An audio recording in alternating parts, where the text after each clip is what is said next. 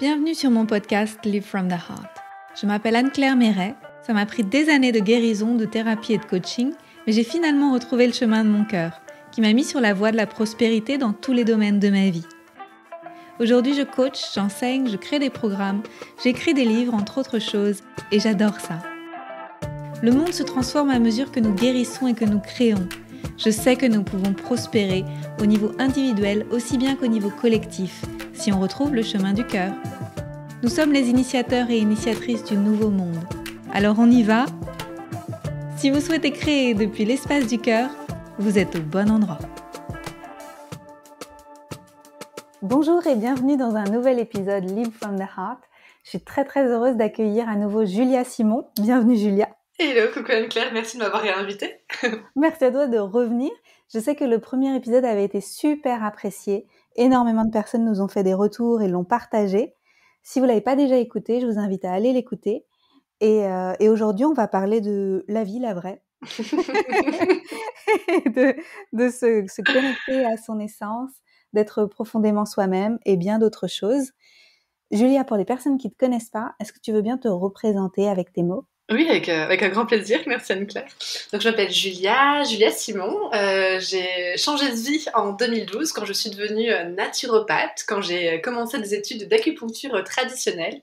Et en fait, depuis, j'accompagne les futures et les jeunes mamans, que ce soit à travers des programmes en ligne, que ce soit à travers des cercles, que ce soit à travers mes 2 livres qui sont autour du postpartum. Et donc voilà. Et puis au fur et à mesure des années, j'ai accumulé des connaissances, mais surtout des expériences et je m'ouvre de plus en plus vers des choses qui sont importantes pour moi depuis déjà des années, notamment toutes les pratiques chamaniques, les rituels, le son avec le tambour et la voix et donc voilà, je suis une personne en transformation et en mutation permanente et donc j'avance sur la vie et je suis hyper heureuse qu'on puisse avoir cette conversation-là ensemble aujourd'hui, Anne-Claire, parce que je suis sûre qu'on va parler de choses excitantes qui, j'espère, plairont du coup à tous tes auditeurs et tes auditrices. Qui sont vraisemblablement, moi je me rends compte qu'on a les mêmes personnes qui te suivent, toi et moi.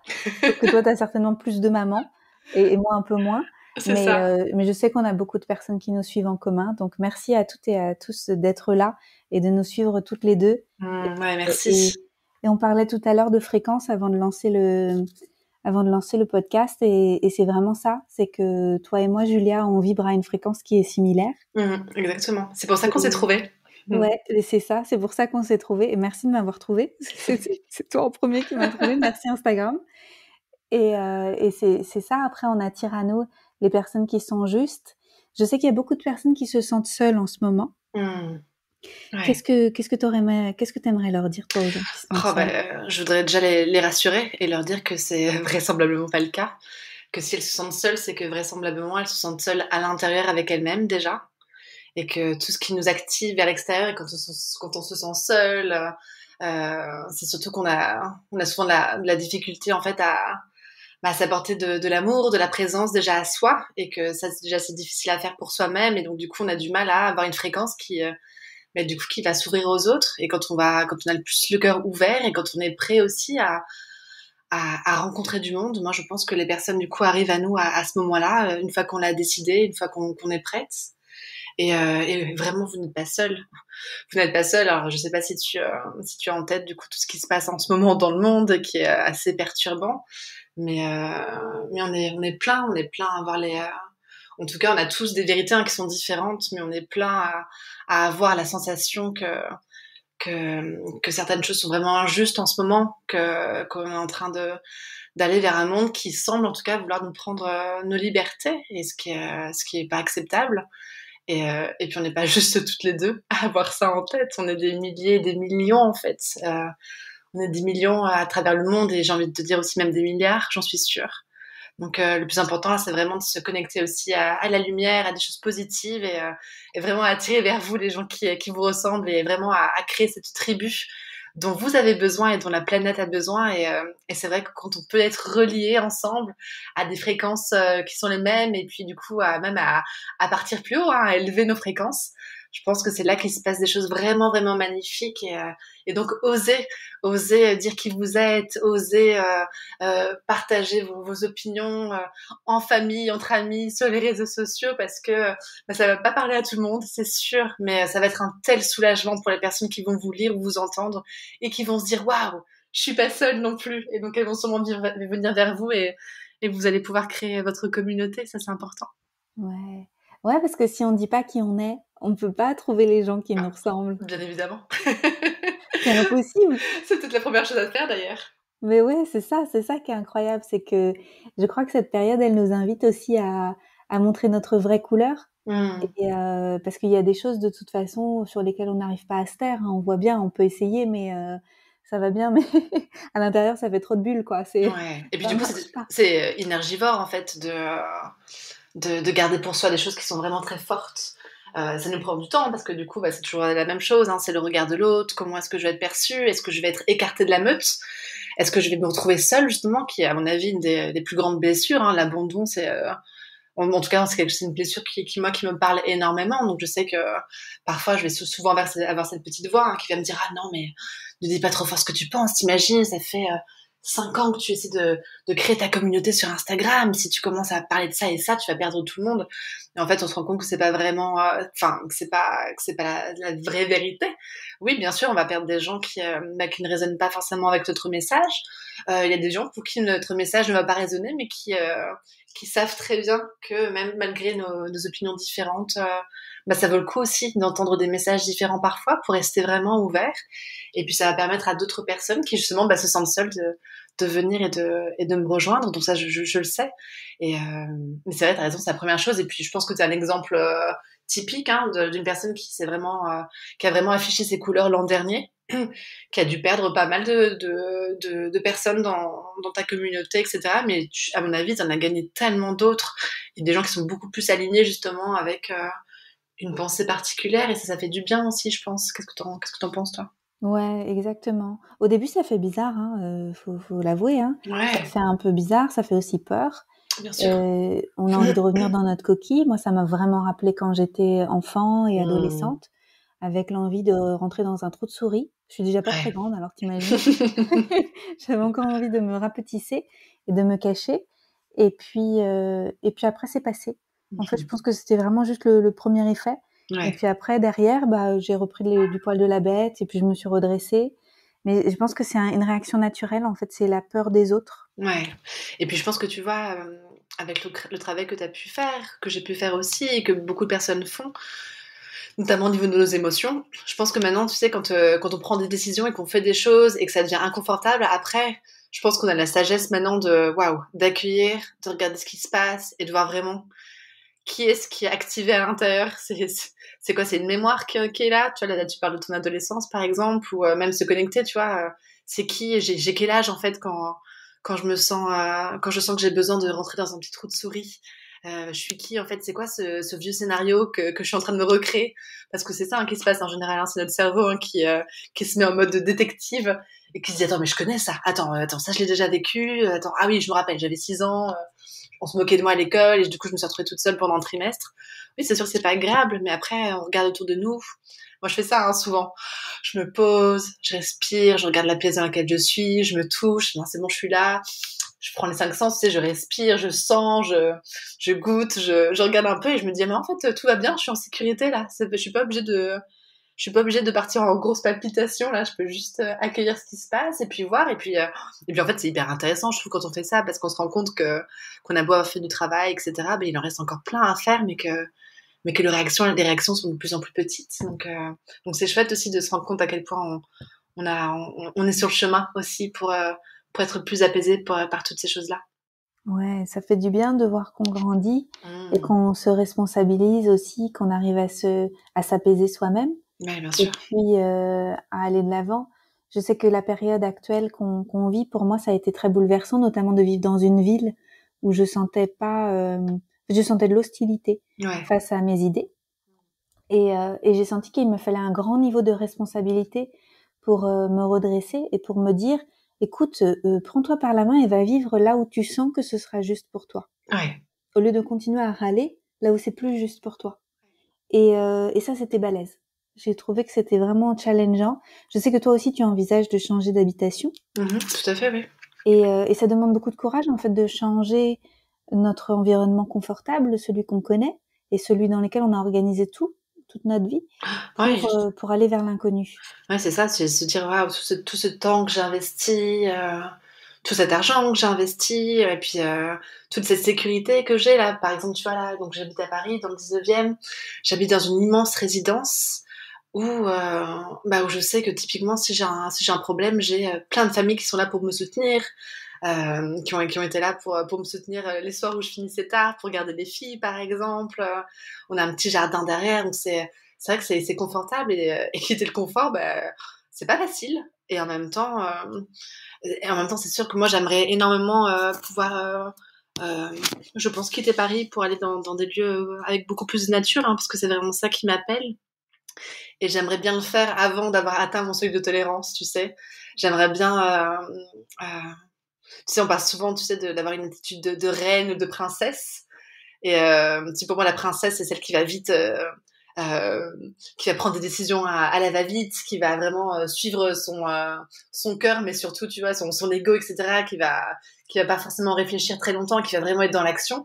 Et là, tu vois, j'ai vraiment envie d'avoir une autre posture, une posture de la personne qui va vraiment voir les choses, qui va vraiment nourrir son cœur, qui va regarder un petit peu ce qui se passe et vraiment choisir une destination non pas sur un coup de tête, mais vraiment sur un magnifique coup de cœur, pour vraiment trouver un lieu qui va m'apaiser, qui va me nourrir et qui va idéalement du coup nourrir aussi mes filles. Donc ouais, mais c'est des beaux projets, je trouve. Tu vois, le fait de parler de lieu de vie. Là, tu vois, là, on est en train d'enregistrer le podcast, on est au mois d'août 2021. Là, typiquement, en ce moment, tu vois, c'est difficile hein, d'aller au cinéma, au théâtre, aller à la piscine qui est près de chez moi. C'est devenu quelque chose de compliqué. Et je me dis, waouh, c'est quand même un peu con d'habiter à Paris et de payer des loyers qui sont hors de prix pour pas profiter du coup de la vie parisienne. Et puis la vie parisienne, à la base, c'est ça, tu vois, c'est profiter de tout ce que la culture elle nous apportait, de tout ça. Et c'est vrai qu'en tant que maman, je l'ai beaucoup moins fait qu'avant. Et là, du coup, ça devient vraiment mission impossible. Donc c'est vrai que je sens que c'est aussi un bon signe pour moi. Je trouve que c'est aussi l'univers qui me montre que ma vie, elle est sûrement ailleurs. Ça fait 15 ans que je suis à Paris. À la base, on pensait rester 2-3 ans. Donc je pense que j'ai fait mon temps ici et ça va être du coup une autre aventure. Et tu vois, j'ai vraiment envie de la créer, cette aventure, avec beaucoup de recul. Vraiment regarder un lieu qui va vraiment être chouette. Peut-être, peut-être sûrement avoir l'aide de l'univers, tu vois, pour trouver vraiment peut-être une maison, une cabane, enfin je sais pas, mais je me laisse vraiment ouverte à plein de choses et je suis sûre que ça va être magnifique. Ouais, c'est ça. Ouais, Demander à la vie quelle est la prochaine étape aussi, bien sûr, ouais, tout simplement. tout Ouais. simplement, ouais. Est-ce que tu peux nous parler de tes expériences auprès de la médecine de la nature? Ouais, je pense que c'est quelque chose que j'avais depuis que j'étais toute petite, hein, la médecine de la nature. Quand j'étais petite, chez moi, je passais mon temps dans les oliviers, avec les animaux, etc. C'est quelque chose qui est vraiment très important pour moi et que j'ai perdu quand j'étais ado et puis jeune adulte. Et là, c'est vraiment quelque chose qui me nourrit. Donc là, mes expériences, typiquement, c'est... tiens, tu vois, par exemple, on parlait de déménager, etc., potentiellement. Et donc là, mois de juillet, le but pour moi, c'était d'avoir des réponses qui venaient de l'extérieur, mais pas des autres, qui venaient de la nature. Donc je suis partie avec une intention. Mon intention, c'était de savoir si oui ou non, il fallait que je quitte Paris. Et donc je suis allée dans un grand jardin où il y avait beaucoup d'arbres, une mini-forêt en fait. Et j'ai choisi un arbre sous lequel j'ai voulu du coup méditer et puis écouter les sons de la nature, voir si j'avais des réponses, etc. Et en fait, quand je me suis approchée de cet arbre-là, en fait, il y a un écureuil qui est descendu à fond et qui est parti très très loin. Et là, je me suis dit, ah, waouh, du coup, voilà, mon signe est déjà arrivé. Tu vois, j'ai même pas eu le temps de me poser et de méditer, qu'en fait, l'écureuil, il est déjà parti à toute vitesse. Donc, tu vois, par exemple, j'ai pris ça comme un premier signe. Donc ça, tu vois, je pense que le fait de se connecter aux signes de la nature, aux animaux, aux sons, au bruit du vent, etc., ça peut parfois nous amener des belles surprises ou des bribes de réponses. Et donc, je trouve que cet écureuil-là, du coup, ça m'a fait beaucoup rire, tu sais, parce que je me suis dit, ah ouais, ok, c'est si clair que ça, d'accord. Ok, très bien, je note. Voilà, tout ça, c'est par exemple, ça, c'est une expérience que j'ai vécue, tu vois, il y a quelques semaines, c'était assez marrant, mais la nature, elle nous apporte tellement de choses, tu vois, le fait de se connecter à des arbres, à sentir ces vibrations-là, le fait de se connecter aux animaux, tu vois, Là, j'ai eu la chance d'animer mes premiers voyages pour que les personnes aillent à la rencontre de leur animal totem. Ça, c'est quelque chose qui était vraiment très précieux pour moi. J'avais hâte de le faire et tu vois, ça aussi, c'est une forme de connexion aussi à la nature, aux animaux. Savoir qu'on est soutenu par des forces même invisibles. Ça fait du bien, je trouve, en ce moment, tu vois, de se connecter à d'autres choses, au monde de l'intangible aussi, se rappeler que la nature, elle est tellement forte, et même tellement plus forte que nous. Euh, j'ai, il y a une phrase qui m'a bouleversée et que je trouve pourtant très juste, que qu'une femme médecine nous a transmis du coup cet été. On parlait de la nature, tu sais, du fait de la tristesse qu'on pouvait avoir parfois quand on se connectait à la terre, de se rendre compte de toutes les choses que lui faisait subir l'humanité en ce moment. Et la femme médecine nous a regardé et nous a dit, en fait, la terre, elle n'a pas besoin de nous, en fait. Euh, Elle se débarrassera de nous bien avant qu'on se débarrasse d'elle. La terre, elle peut se transformer autant qu'elle le souhaite. Elle l'a déjà fait à plusieurs reprises. Oui, là, on fait n'importe quoi, c'est sûr, mais vraiment, elle a vraiment pas besoin de nous. Donc, continuez à marcher votre chemin. Envoyez beaucoup d'amour à la Terre, parce qu'elle en a quand même besoin, c'est sûr. Faites du mieux que vous pouvez en tant que colibri, et laissez mieux possible un monde plus beau pour vos enfants, mais vous inquiétez pas pour elle, quoi. Elle masterise tout ça. Elle sait faire, elle. Donc, elle est bien plus grande que nous. Donc ça m'a beaucoup fait réfléchir. Et puis c'est intéressant parce que là, tu vois, au mois d'août, il y a énormément de feux en ce moment, il y a des inondations, il y a des mudslides, c'est je sais pas comment on dit là, des coulées de boue, etc. un peu partout dans le monde. C'est un peu la cata en ce moment et tout. Et je trouve du réconfort dans cette phrase-là, en me disant qu'en fait, ouais, c'est la galère en ce moment, c'est un peu dur, mais elle va gérer bien, bien, bien mieux que nous. Ouais. Souvent, on se sent dépassé, on se sent impuissant quand on regarde tout le chantier qu'il y a à faire pour transformer le monde. Le chantier écologique, le chantier énergétique, le Ouais. chantier des gouvernements, le chantier des finances, De la santé. de la médecine, Ouais. de la santé. Ça paraît vraiment tellement énorme qu'on peut se dire mais en fait on n'y arrivera jamais et ce sera impossible en fait à transformer. Mais c'est pas vrai. Non, c'est pas vrai. Non, je pense qu'on est beaucoup plus puissant que ce qu'on croit. Hein. Et plus on est ensemble, plus on est puissant. Et moi, je suis persuadée hein, que tu en parlais de fréquence tout à l'heure, le fait d'être ensemble, le fait d'être connecté, le fait de chanter ensemble, le fait de méditer ensemble, le fait de faire du tambour ensemble, le fait même de se retrouver, de passer des bons moments, etc. Ça élève les fréquences déjà. Et on a plein de choses, tu sais, en tant que colibri, je pense qu'on a plein de choses à faire déjà à notre niveau qui sont déjà énormes. Ça, j'y crois vraiment très très fort. Ouais, j'y crois aussi. Et c'est aussi, si chacun est à sa place, C'est sûr. eh ben alors les choses vont aller très vite. Mais si on n'est pas à sa place et qu'on remplit pas son maillon de la chaîne, eh ben c'est là en fait où il peut manquer potentiellement un maillon qui était important. Et tout le monde est important. Tout le monde est important. Ouais, et moi, en ce moment-là, ce que j'expérimente, c'est que dès que je rentre un peu dans le rôle de victime, tu vois, bim, je me fais rattraper, mais puissance 10 000. Tu vois, là, je me plaignais à un membre de ma famille, là, que, bah non, on pourrait pas aller manger ensemble, parce que, bah, du coup, bah, tu sais, hein, moi, j'ai pas le droit d'aller en terrasse. Bref, ou ce genre de discussion, tu vois, où du coup, tu te dis que tu vois, oh, tu sais, tu dis ça un peu ça, tu sais, là, je regarde, je mets ma main sur mon front. Oh mon Dieu, je suis une victime, etc. La victime des circonstances. Et là, en ce moment, dès que je fais ça, ça me revient en pleine tête. Et en fait, non, on n'est pas des victimes, on est hyper responsable de tout ce qui nous arrive, de tout ce que l'on peut faire, surtout. Et donc, c'est pour ça de se dire, oh, je suis seule, oh, je peux pas faire, oh, c'est trop difficile. Non, c'est faux, ça. Ça, c'est vraiment pas la réalité. Enfin, en tout cas, c'est pas ma vérité à moi. Je pense que dès qu'on se met en mouvement, dès qu'on se met en action, ça peut être avec du yang, comme ça peut être avec du yin aussi. Tu sais, le yin, c'est aussi beaucoup le chaos. Hein.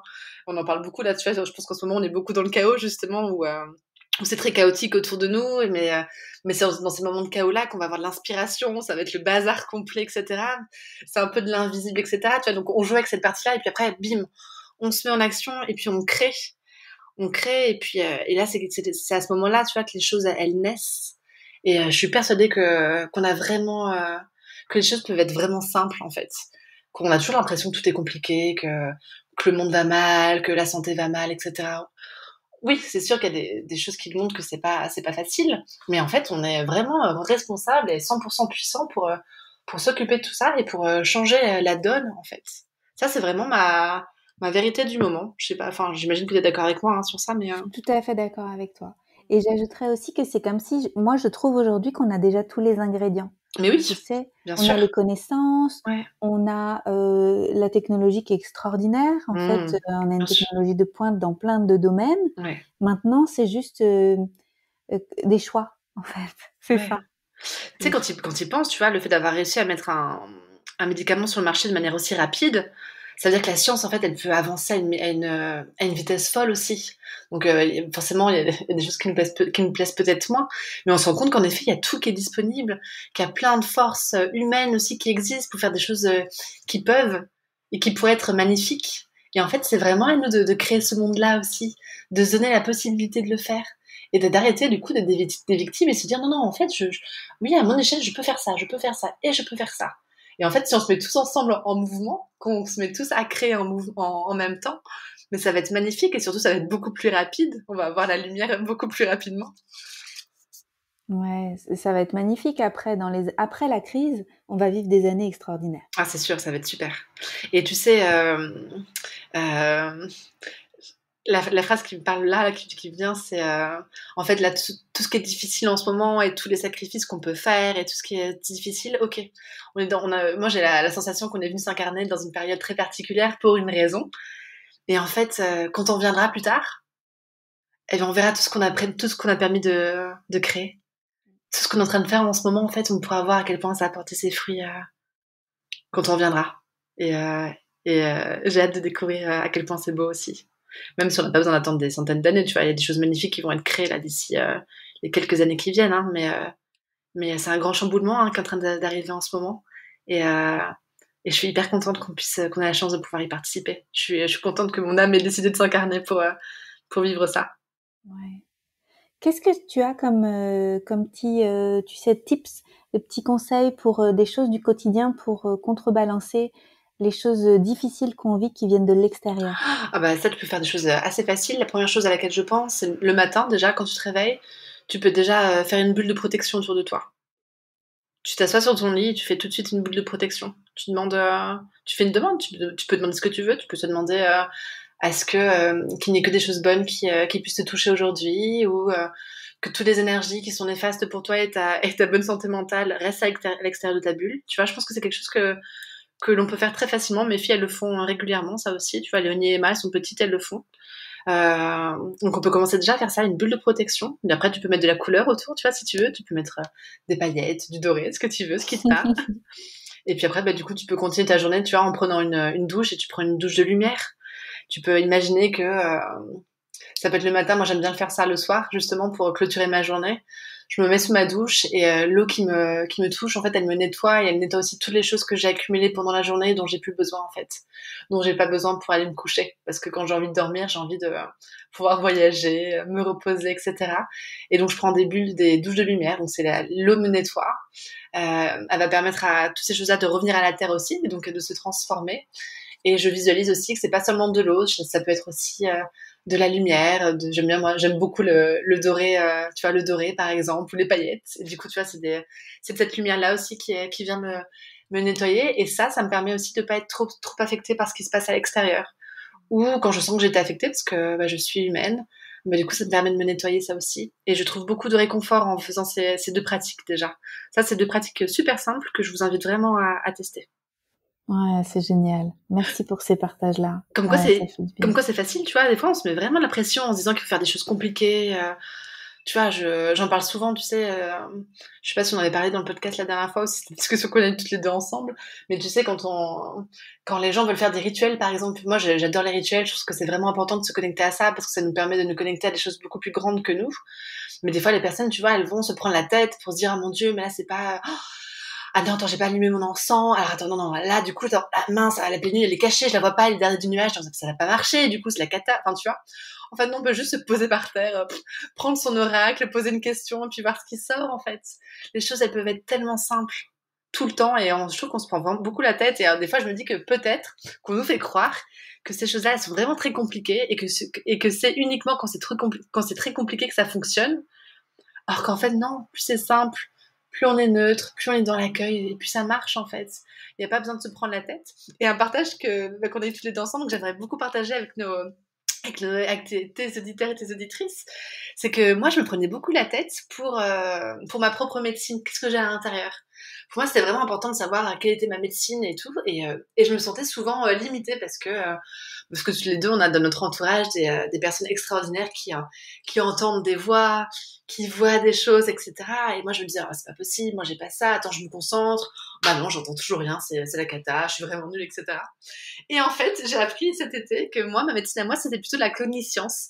En fait, c'est le inner knowing en anglais, c'est le fait de savoir des choses, tout simplement, de se mettre en position neutre.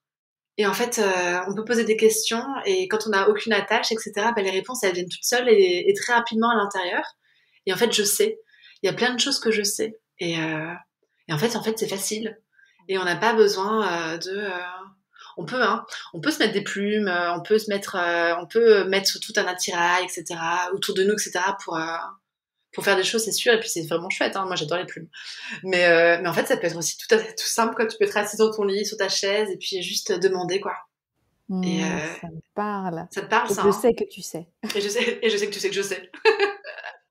Mais c'est vrai, et puis on se dit, en fait, je peux faire aussi, en fait, moi aussi, j'ai accès à d'autres informations, et j'ai pas besoin de voir des halos de lumière, ou j'ai pas besoin de voir, ou d'entendre, etc., des voix, je peux juste avoir l'information, moi aussi, toute seule, là, dans mon cœur, tout de suite. Ouais, merci pour ça. Parce que c'est vrai que, enfin, moi, je sais que je suis assez boulimique des vidéos spirituelles, des choses comme ça, j'en consomme énormément. Ouais. Et je me dis à chaque fois, je me dis, mais quand est-ce que moi je vais avoir, Mais oui, c'est ça. je vais entendre les voix, machin, tout ça, Ouais. les anges. Ouais. Et en fait, non, c'est autre chose. On a un autre canal, en fait, on est Exact. branché On est branché différemment. Ouais. Et moi, je le sens dans mon cœur. Et donc, Ouais. c'est pour ça, vivre depuis l'espace du cœur, c'est ce J'adore. truc où je sens que c'est branché. Et quand c'est branché, ça me fait des sensations particulières à l'intérieur et je sais. C'est ça, exactement. Donc, c'est pour aussi donner de l'espoir pour tous ceux qui nous écoutent et qui se disent qu'ils n'ont pas accès à ça. Si, en fait, on a tous accès à ça, tous, tout le temps. Quand on arrive à faire un peu le silence à l'intérieur, quand on arrive à essayer d'enlever un petit peu tout ce brouhaha, etc., on peut prendre une petite tisane, hein, si on veut, on peut sentir de l'encens, mais c'est pas forcément nécessaire. On peut juste faire le calme et poser des questions. Et les réponses, elles peuvent arriver très, très rapidement. Comme cet écureuil qui est descendu de l'arbre. Oui, et tout va de plus en plus vite, hein. C'est ce que beaucoup de personnes disent Oui, aussi. ça c'est vrai, tu as raison. Que les vibes de la planète, elles sont plus légères, que du coup, il y a quelque chose qui s'est transformé et qu'on manifeste maintenant instantanément les réponses. Exactement. Donc vraiment, entraînez-vous. Là, avec une amie, là, on va s'entraîner à faire de la télépathie, figure-toi. Oh, génial!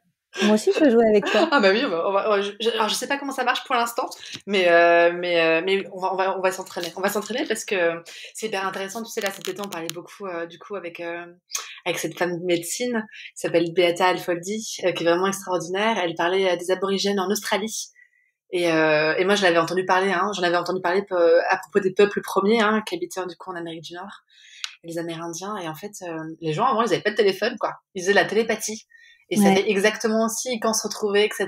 Et c'était, nous, ça nous paraît être de la magie, mais en fait, je pense que c'est des sortes de muscles en fait à muscler à l'intérieur, réactiver d'autres parties de nous, d'autres parties de notre cerveau qui sont pas encore utilisées, et puis du coup les utiliser pour autre chose. Mais j'ai vraiment envie de développer ça, là, la télépathie. Je pense que ça peut vraiment être intéressant. Ah, j'en suis sûre. C'est des choses qu'on voit aussi en pratique chamanique, parce que je me souviens aussi avoir vu ça aussi en initiation chamanique. Et je me rappelle quand j'ai rencontré Christian, c'était juste après mes premières initiations chamaniques, et on était dans des villes différentes, même dans des pays différents, et j'essayais de lui faire deviner des trucs que je voyais et tout ça. Mais c'est carrément, c'est génial de faire ça. Moi, j'adore. C'est trop bien. Ouais. Et ça, c'est possible, et c'est facile.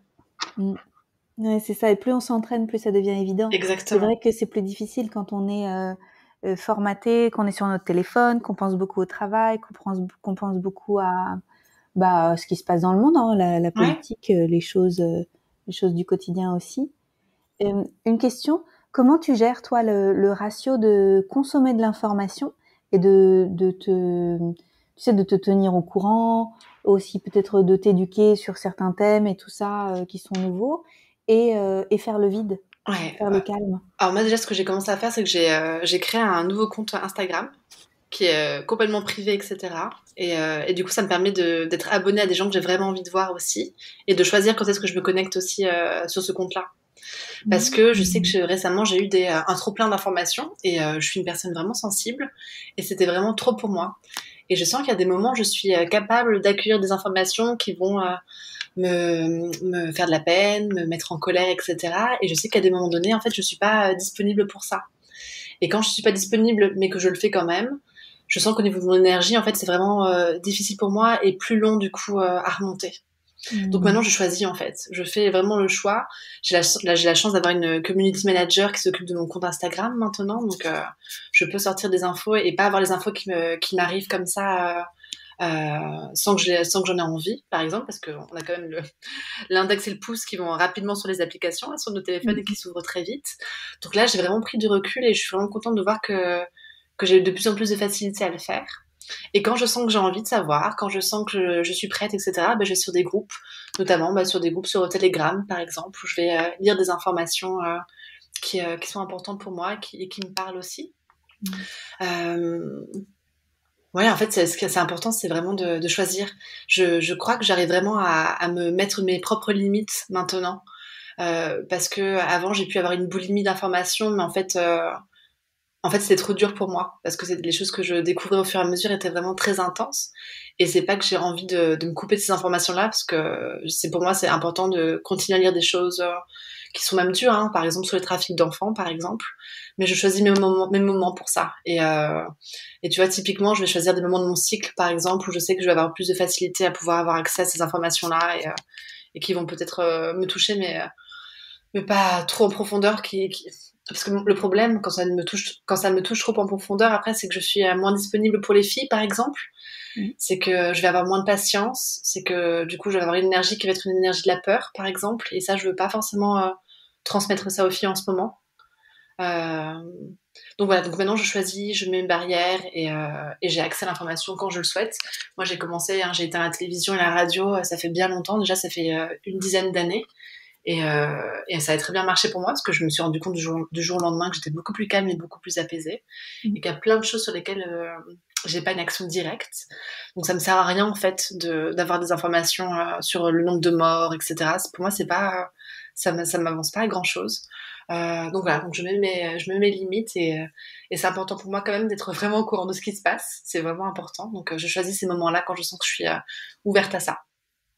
Génial, c'est vraiment de l'hygiène mentale. Mais oui, et bien sûr. C'est de la responsabilité. Et c'est la responsabilité de chacun et on a tous le droit de faire ça en fait. Et quand je reçois au cabinet des futures mamans qui sont en période de stress parce qu'elles savent pas si leur conjoint va pouvoir venir en salle de naissance avec elles parce qu'ils sont pas vaccinés, parce que enfin tu vois ça les met dans des situations qui sont vraiment difficiles en fait. Et je leur dis mais en fait, normalement, quand on est enceinte, votre partenaire il est censé vous protéger de toutes les images laides, moches et qui vous font peur. Bah, commencer à être responsable, etc. et couper ces informations-là qui vous amènent pas à grand-chose, quoi. Si vous avez besoin de ces informations-là, téléphonez à votre sage-femme ou à votre maternité, ils vont vous donner les informations et c'est tout, quoi. Déjà, vous allez devoir les digérer, donc c'est suffisant. Vous n'avez pas besoin d'avoir des informations pendant 2-3 heures par jour là-dessus, quoi. Parce que pendant tout ce temps-là, vous avez votre cœur qui va beaucoup plus vite, vous sécrétez de l'adrénaline, et ça c'est pas forcément bon, quoi. Donc c'est hyper important de trouver des havres de paix aussi chez soi, que ce soit avec de la musique, ça peut être de la méditation, ça peut être avec des moments de partage, de discussion chouette avec votre chéri, etc. Et c'est une hygiène de vie mentale en fait et émotionnelle et on est toutes et tous responsables de ça et on a à chaque instant on peut prendre la décision de penser à des choses dont on a envie de penser. Ça, j'en suis persuadée. Ouais, moi aussi. Je suis tout à fait d'accord avec ça. C'est pas facile. Non, c'est pas facile. Ça demande de poser aussi des limites. Moi, je me rends compte que parfois en messagerie privée, il y a beaucoup de gens comme moi, je suis beaucoup quand même dans le partage de l'actualité. Il y a beaucoup de gens qui m'envoient des vidéos, ils mettent, tu sais, même pas bonjour, salut, ils m'envoient des trucs comme ça. Ouais. Et je dois poser les limites. Non, Je leur dis, ça c'est pas ok. mais Ça mets c'est un pas ok. contexte. Ça c'est pas ok. Mets un contexte, explique-moi pourquoi cette vidéo est importante pour toi. Potentiellement, je la regarderai quand je serai prête à la regarder. C'est exactement ça. Moi, je sais que j'ai eu beaucoup de, notamment pour les masques des filles, tu vois, l'année dernière, beaucoup de gens qui m'envoyaient des vidéos, des messages à propos de ça. Oh, mais je me sentais acculée. Enfin, tu sais, j'étais oppressée en fait par toutes ces informations-là parce que c'était important pour moi. J'avais besoin pareil, d'avoir le contexte, de dire si oui ou non j'étais ok pour les recevoir ces informations-là ou pas. Parce que des fois, c'est un peu trop. Et même si les gens nous veulent du bien et qu'ils veulent nous informer parce qu'ils savent que c'est important pour nous, etc. C'est hyper important de mettre nos limites, que ce soit pour les informations, mais des limites dans toutes nos vies, dans nos vies personnelles, professionnelles. C'est un super beau challenge, ça aussi, de savoir poser des limites, savoir dire non, etc. Ça, c'est vraiment quelque chose que j'essaie vraiment de transmettre à Léonie et à Emma, parce que je pense en plus qu'en tant que... je pense que c'est des choses qu'on n'a pas appris à faire quand on était plus petite, donc on a peut-être plus de mal, et donc j'espère qu'elles, quand elles seront adultes, elles pourront poser leurs limites beaucoup plus facilement que nous. Ouais. J'écoutais quelque chose récemment avec une femme qui parlait de l'argent. Mm-hmm. Et elle expliquait que elle, depuis qu'elle était petite, ses parents étaient très enclins à travailler leur mindset vis-à-vis de l'argent. Mm-hmm. Et qu'à la maison, ils écoutaient beaucoup, tu sais, des bandes audio, des cassettes et tout. Des cassettes, j'adore. De développement personnel et tout. Ouais. Et que ses parents coupaient les informations qui étaient en lien avec... En fait, ses parents voulaient vraiment réussir.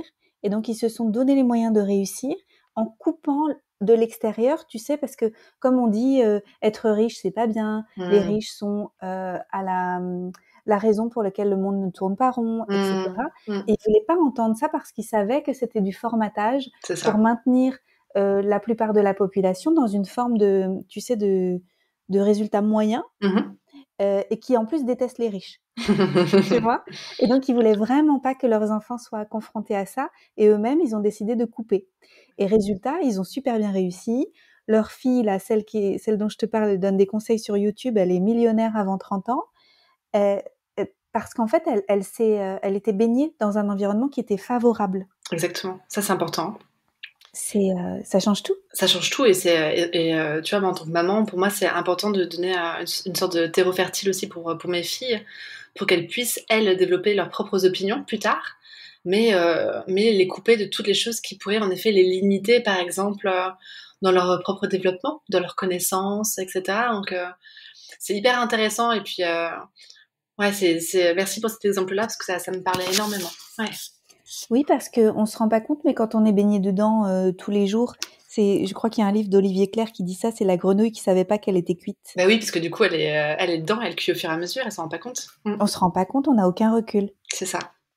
Donc là, il est de notre responsabilité de ne pas cuire et de se rendre compte à quelle sauce on est en train d'être mangé pour pouvoir être plus créatrice que de subir les circonstances actuelles. Exactement. Je pense que c'est ça la clé, être créatrice. Être créatrice être créatrice, être toujours et partir toujours de cet espace du cœur, tout le temps. Tout le temps. Ouais. On parlait de vibration et de fréquence, et en fait, c'est vrai qu'on est des êtres fréquentiels et tout est vibratoire. Oui. Simplement, il y a des vibrations qui sont fortes, et du coup, ça fait de la matérialité. Enfin, je sais pas si on peut dire ça comme ça, c'est quand même beaucoup simplifié, mais on croit que les choses sont matérielles, mais en fait, absolument toutes les choses sont vibratoires.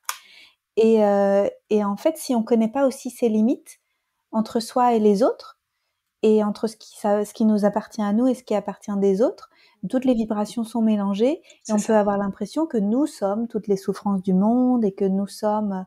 Tu sais, on est tellement dans cette porosité que tout nous heurte. C'est vrai. Et donc, tu as donné quelques clés pour pouvoir fixer les limites. Comment on sait, quand on ne sait pas c'est quoi sa fréquence à soi, qu'est-ce que tu recommanderais comme chemin, tu sais, pour aller se découvrir? Alors, ça va paraître hyper... les gens vont dire « Oh non, pas ça !» Mais je crois que la méditation, en fait, c'est le meilleur moyen, en fait, pour avoir accès à ses propres fréquences. Parce que c'est vraiment ce moment-là où on est vraiment posé, et on essaie du mieux qu'on peut d'être calme dans tout ce brouhaha. Et je pense que c'est à ce moment-là, en fait, quand on respire tranquillement, qu'on peut sentir aussi sa fréquence, comme un petit un petit bruit, un petit buzz derrière, tu sais, quelque chose comme ça. Ça peut être ça. Moi, je sais que mes fréquences, je travaille dessus grâce à mon Ili aussi, tu sais, notre petit boîtier fréquentiel. Ça, je sais que ça m'aide énormément, mais je pense que pour connaître sa propre fréquence, c'est vraiment de faire le calme, d'aller dans un endroit qui est ressourçant et vraiment essayer de faire le vide aussi et ressentir à l'intérieur ce qui se passe. Et ça peut être aussi après, tu vois, je pense qu'on peut aussi travailler à remonter notre fréquence quand on sent qu'elle est un peu basse. Typiquement quand on est très fatigué, quand on est un peu ronchon, etc. Peut-être le fait d'écouter, tu vois, des sons qui vont aussi avoir une fréquence vraiment très spéciale. C'est quoi, c'est 532 Hz pour le cœur ou des choses comme ça? J'ai un doute.